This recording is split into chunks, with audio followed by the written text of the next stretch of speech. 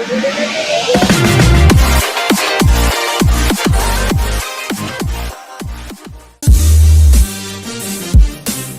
is what we're having for dinner. I made fillet of rockfish and mushroom curry. And for dessert, I made almond flour brownies. And of course, we're gonna pair it with white basmati rice. Kain tayo!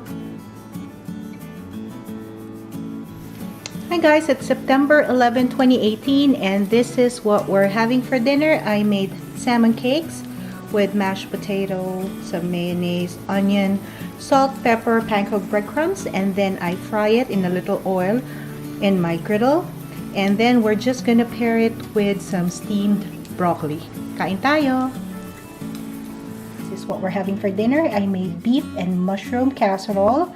We have two choices here. First is you can put it on top of your sweet potato, mashed potato.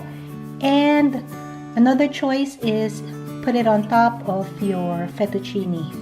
There you go guys. Kain tayo. It's September 13, 2018, and this is what we're having for dinner. This is my homemade spring rolls or lumpiang Shanghai. It's a combination of ground pork, onion, garlic, celery, carrots, and some spices and seasonings.